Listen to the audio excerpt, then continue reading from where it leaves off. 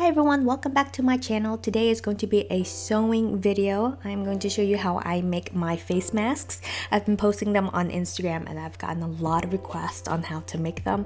I decided to simplify it just a little bit so that it's easier for you guys to recreate as well. This video specifically is going to show you how to make a mask that is stretchy because I am using knit fabric and I just feel like they fit better on my face. And this one is going to be doubled, so that means you can also line it with a filter if you need to. So before we get started, I do want to note that the patterns for these masks, I have them in women's, men's, and children, and it will be linked down below in the description box. So if you want to use that, go ahead and freely use them and print them out. So I'm using a t-shirt for this, and the only reason why is because it is readily available in most households. Also, in comparison to other textiles, it is quite protective, and if you double it up and stick a filter in between the two pieces, it adds to the protection. And of course, one t-shirt can make more than one mask. I think you can get away with making 3 per 1XL t-shirt. So let's move on to the pattern. I'm cutting out 2 of the lining pattern and 2 of the front pattern.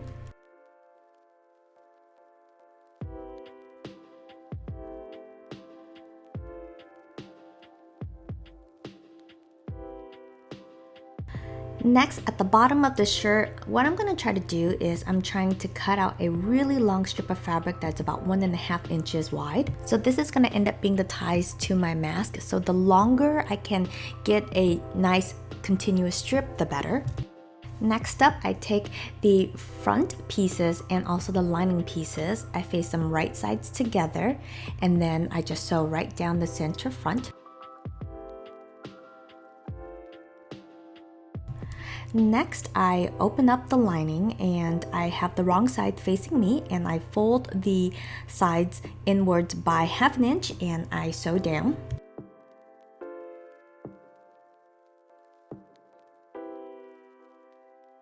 With the front main piece, I have the right sides facing me, and then I take the lining piece and I face it down on top of it.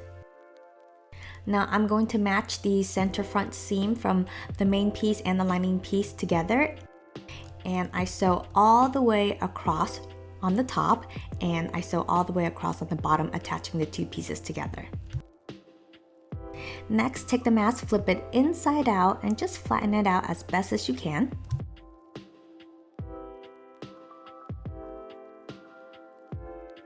And what I do next is I went ahead and just did a top stitch on the top and on the bottom. Now, since this is knit, I like to use a zigzag stitch so that it can still stretch a little bit. If you use a top stitch and you stretch it too much, it might snap. Okay, I'm gonna change the lighting on this a little bit so you can see what I'm doing here, but with the lining side facing me, as you can see, I'm taking the edge and I'm folding it inwards by 1/2 inch, matching it to the lining. Make sure you don't overlap where the lining is because that's going to be the pocket for the filter, and I just sew straight down to create a channel for where the ties are going to go. Now for the ties, it's pretty simple. I just take the strip and I fold it in half and I sew all the way across. And here I'm using a loop turner to pull the strand inside out so that the seam can get hidden inside of the tie. Now I feed the tie through the channels of the mask, and I did cut the tie in half. That's the reason why I like to make it extra long so that I can use them for both sides of the mask and not have to sew twice. And to secure, I just tie a knot on each end of the tie. Okay, so here's the fun part, it's decorating it. My original ones were made with embroidery thread, but that might take a little bit too much time for some of you guys. So if you want, you can use puffy paint, and I think it looks just as good.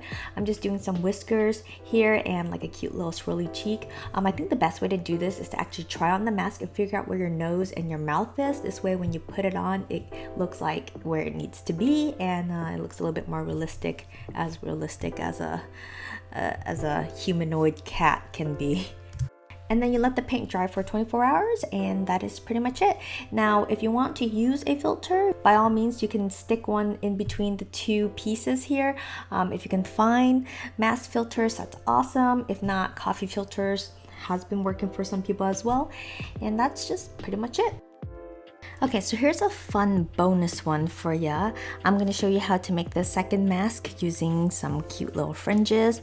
And yeah, it's a little bit extra and it's not for everyone, but it's definitely for me. To do this, I'm going to use some twine from the Dollar Tree because I am obsessed with this stuff and I've done so many amazing things with it. Yeah, you can find it in the hardware aisle at the Dollar Tree.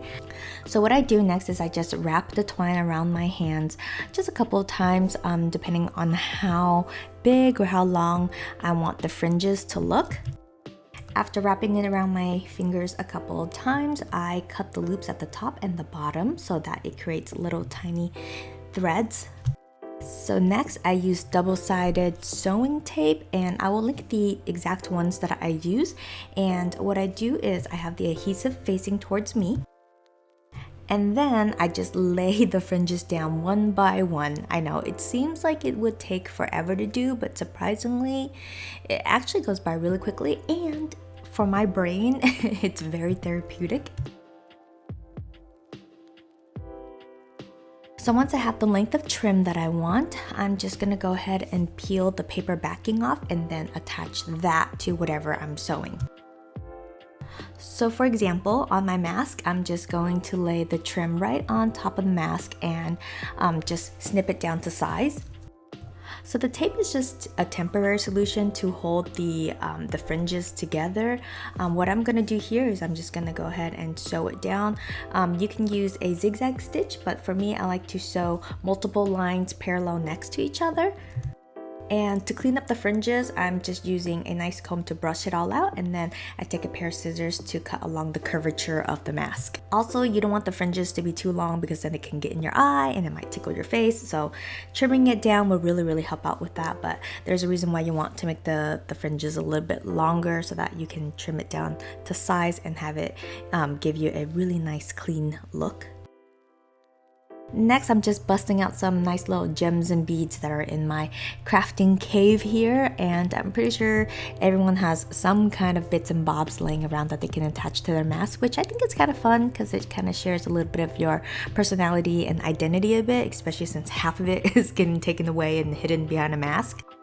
So before I hand sewed these down, I did use a fabric glue to attach the gems to the mask.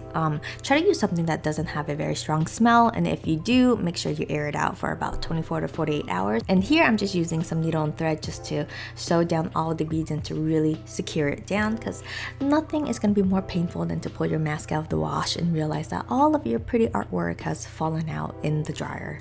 So there it is. I know this one can be a little bit out there, but you know, the things I myself do for fashion, but at the same time trying to stay safe and protected.